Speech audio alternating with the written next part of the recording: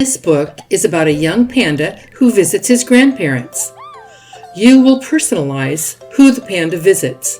It might be two people, like Grandma and Grandpa, or Nana and Gramps, or a single person, like Grandma or Aunt Edith, Uncle Jack, or Grandpa Bill.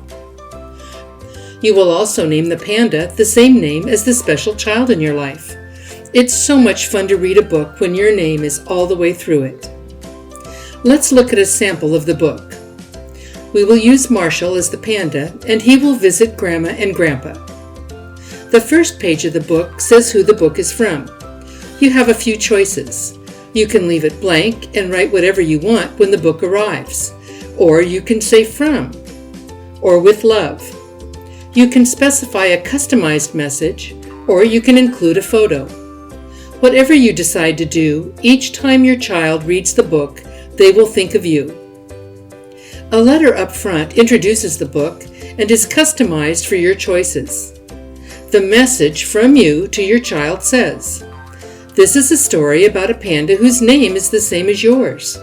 As you read this book about the panda and all the things he does, be thinking about the things that you want to do when you visit us." And then the story begins. Marshall packs his bags and leaves his friends behind, promising to tell them all about his adventures when he returns, and off he goes. Grandma and Grandpa are so excited to see him arrive. They give him a big hug and tell him they have many fun things planned. They take Marshall to the beach and collect shells. At the end of the day, they get ice cream. Marshall goes to a water park, and he plays putt-putt golf. Another day, he rides bikes around the trails at the house.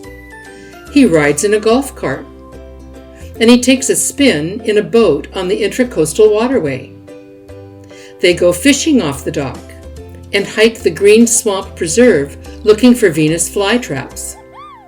One of the days while he's visiting, they take a trip to Myrtle Beach. On another day, they go to the Ingram Planetarium. And of course, some of the time, Marshall just spends relaxing in the pool. Grandma has a recipe for marshmallow pops, and Marshall gets to help make them.